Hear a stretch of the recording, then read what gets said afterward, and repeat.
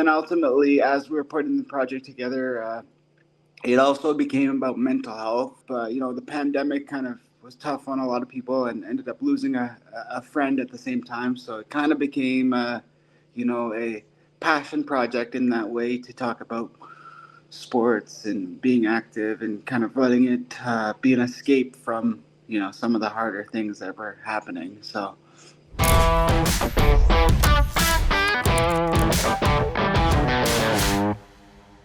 Welcome back to TALNT Cast, everyone. I'm Fatima, your host, and today we have the new Filmmaker's Assistance Grant number 7 recipient, Niek Theelen. Hello. Hi, how are you, Fatima? Good to be here. I'm doing great. How are you? You got stuck for just a second, but it's just fine. Say hello again. No, I'm great. It's good to be here. I'm really thankful for the opportunity to talk about my project, and excited for you guys' support. And it means a lot to me. Oh, absolutely. No, I absolutely loved seeing your project and to get to know a little bit about you and what you're doing. And before we get started into everything, to give a little bit of context. So this is For the Love of the Game, and you had part 1, and this was part 2. Correct? Is that?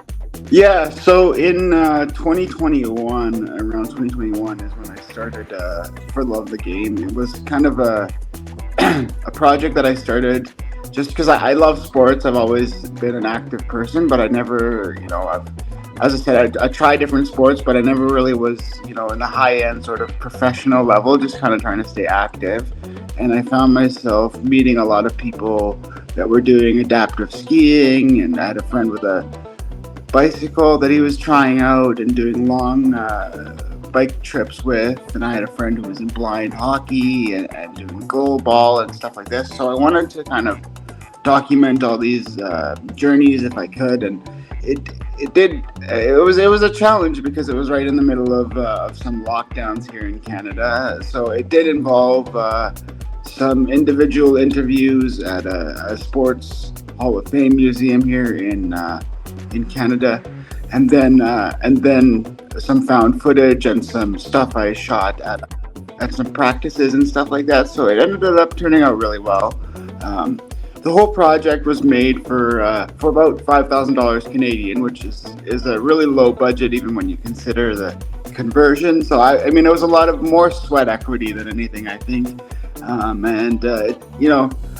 It was a grant given to me by a telecommunications company here, and managed to turn this $5,000 grant into a 75-minute feature-length film, which is kind of insane if you think about it, to be honest.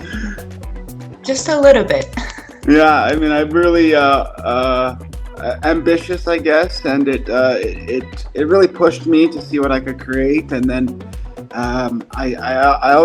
since then it's. I've always felt that there's more juice left to squeeze, if you will. So there's a lot more sports that are very, a lot more like I couldn't film basketball or a lot of sledge hockey stuff. Even skiing, we had to use footage from other people because we couldn't go out and film anyone. So for group activities, I should say. So then it ended up being really great, and we actually ended up submitting it into different film festivals. And here's our we got the Audience Choice Award at the film festival in Red Deer, Alberta here. So I'm in Edmonton now, but we got that award in 2022, and I always felt like there was more there, so I decided to submit it to DCP, and just using the grant to hopefully help us do some filming this upcoming year with a wheelchair rugby team in Red Deer, and also here in Edmonton. I know that this story is a little personal to you. You have been vocal about your personal experience. So tell me more about that process. So in 2016, I went to University of Lethbridge, which is about 2 hours from Montana, from the border. If you go up into Alberta, that's where I went to study, and I did sort of everything creative, from filmmaking to graphic design to paintbrush and traditional art to photography and all these sorts of different media. And then I figured, there's a lot of as you know, there's a lot of team behind making a film, and sometimes, especially when you're working with low budgets, it's or you don't it's all people working together. And I found that if someone doesn't do their part in the film, then the film might not get made. So I ended up kind of making a little bit of a transition for some time into doing stand-up comedy, because I always enjoy making people laugh and having fun. So I figured that would be a good way to boost my portfolio, and that began what is up to now, since 2014, like almost 10 years now or more of stand-up comedy. And then during the pandemic, I just started grabbing my phone and doing more, just doing more filming with my cat is meowing. No, sorry. No, I just started grabbing my camera and making some movies at home, basically, and decided to apply for this grant. And everyone has this, or at least I did have this ambition to make this amazing feature film, which is, because I just went into it thinking I'm going to try and get everyone on board, and a lot of people were very, gracious with their time, and the camera people and everyone involved in the team has been absolutely amazing. So it's been my friend Jason Steele, who was also involved in it as a camera person, and Dave Dinan is the guy, the director of photography, who really helped me kind of put some of it together. And then a lot of it was, again, like myself and another friend working long hours to try to put the project together. And then ultimately, as we were putting the project together, it also became about mental health, because we talked about, I had a friend that I met while we were talking about these different sports, and some of the sports, they don't last as long because they lose funding. And then so he talked about coaching in hockey and making sure it's not it's still fun. And so it became about mental health. And I ended up the pandemic kind of was tough on a lot of people, and ended up losing a friend at the same time. So it kind of became a passion project in that way, to talk about sports and being active, and kind of letting it be an escape from some of the harder things that were happening. So tell me a little bit about kind of your role in how you approach this. Where did you feel kind of like, was there a change at some point from a participant and a lover of sports to the documentarian to a storyteller, or potentially even an advocate? Well, see, I think the thing, it really came from when I first started the project. I wanted to just kind of tell people stories. I knew there was a lot of people participating in adaptive skiing. In the past, when I first started the project, I knew that my first sport when I came to Canada was sledge hockey, and I fell in love with it. But in Red Deer, where I was, there's only a senior team, and at the time I was probably about 14. So I'm playing with guys that are 30 or 40 and trying to keep up with these guys. And so it really, because there's no junior level at, it's just very grassroots. Yeah. So there's one team to join. So and unfortunately in I believe it was 2010 or 2012, something like that, we lost or we were not able to continue practicing, because the cost of ice time got very high, and there's a lot of teams and organizations vying for that ice time, and it's all about a hierarchy of who uses it the most. So we were also getting 11 p.m. or kind of, we'd have one ice time at 11 p.m. and then 2 weeks later at 9:30 a.m. So all sorts of stuff going on. But so that program sort of isn't around anymore, and I was really unfortunate, sad about that. So I didn't want to see that happen again, especially on the adaptive skiing side of things, and that especially is a very costly as you, like, if you watch this film, which I have put out now on YouTube for free on my YouTube channel, and maybe one day I'll try to get it onto Tubi and things like that, but and some We larger got something platforms. about that for you. We have, and this, I'll let you in on this little secret. We are working on a streaming platform that's entirely on chain, and Oh it's wow! meant So to yeah. distribute and to help artists monetize and track the monetization and have more control and Yeah. ownership Oh, over their I mean, work. for me, it's for me, it's not about the monetization aspect of it is great, but it's also like that. The hope was that if I can make this movie and then somehow distribute it, and then they could sell each copy for $10-15, it helps them to recoup some of the costs of keeping the program going, because to me it's really sad when these programs disappear. So that was a large part of it. When the project first began, I guess I didn't have an ultimate vision of it. I guess I just kind of,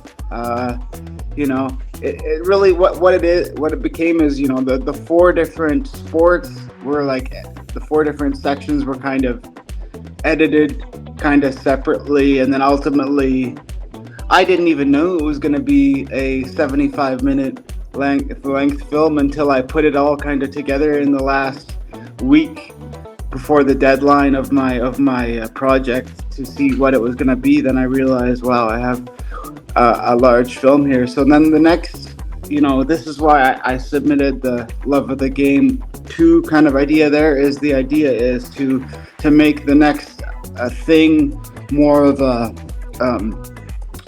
short film that will be. I don't know if you've seen the movie Murder Ball. It's a 2005 actually Oscar Mhm. nominated documentary about the U.S. Canada rugby rivalry, and it's a very Mhm. hard hitting sort of actually like blood, sweat, and tears kind of documentary, similar to how you would have between hockey maybe, and so it's like trying to sort of capture that adrenaline feel and also the inspiring adaptive sports aspect, and try to combine those two into something that I think doesn't exist in the same format currently. You know, Mhm. it's I won't ruin it, but if people here watch the film, there's there's some comedy at the very end, and I because obviously it does go through its emotions, and I definitely wanted to leave people with a laugh at the end. So, but I definitely think there's a lot more sports to try, and I do plan to continue to make as much like more content. It started with your friend JR, with that he convinced you to kind of become a participant as well and almost like a test subject. Yeah, I think I mean I had a lot of support from people. I had a lot of the community, like the Alberta Sports Hall of Fame, where we filmed a lot of the stuff. Is actually a sports museum here in Alberta, and it highlights all the sports accomplishments from people in this province. So I was lucky enough to be able to do interviews there, and then so I had I think probably in the course of 2 days we had, I don't remember exactly how much content we had, but we had about I think we had about 4 terabytes of footage of different interviews from different people, being involved in the sport, and I think I got everyone in there a little bit. So it's all from the people, like if you think about it, the skiing participants, the people that are skiing, and then the instructors that are involved, and those instructors myself those instructors are instructors who taught me how to ski. So it's nice for me to talk to them and see them again, because I had not seen them in a while. For me personally, it's been a few years since I've skied, but it's wonderful to see that the program's still going, and the age ranges. I mean, people from range of 30, 40 to 10, 12, or in their 20. Like, it's all sorts of age ranges, right? So, and then with the ASRAB, the blind sports, it's even it's even larger because some of these sports are relatively, they're relatively new to people, and I think it's really important that we introduce these types of sports to larger audiences so that people know that they exist, because without them knowing that they exist, they can't be supported and continued. So yeah, it's been really fun, and I feel really grateful for all the support from the people in your circle. Even if I hadn't, received the grant and just gotten the feedback from all the people, I really realized that there is lots more, potential to the idea, and I think it's a much larger base of people than I even realized. So Yeah. that's fantastic. It's a lot to think about and a lot to consider. And one of the things that you did mention before was some of the programs either shut down or they don't get enough funding and things get complicated. Is that something that you're hoping? I mean, you kind of mentioned it, but to be very straightforward, is that something that you're hoping people will hopefully step up about and talk more about and help get more funding, help bring this up a little bit? I mean, I don't know if the film itself will generate a ton of funding for adaptive sports. I think it might, but at the same time, I'm hoping that like films like this, or the one that we're working on with wheelchair rugby in particular, can help that organization showcase itself to different organizations in Canada or whatever insert name of country to be able to apply for government funding on a bigger scale, so that they can say, hey, look, this is what we're doing, this is the difference it's making, and then you're showing it in a high quality format. You're showing the difference it can make, and being able to sell a DVD for $15 is not huge, but if this helps a organization get a $25,000 grant to buy equipment, for example, from showcasing this to a government organization, then that makes a huge difference. And then think about what that could do for all sorts of different groups all over the world, really. Absolutely. I mean, I'm trying to just keep it local, but at the time, because this is what I know and these are the people I know. But I think this concept can be spread to different locations.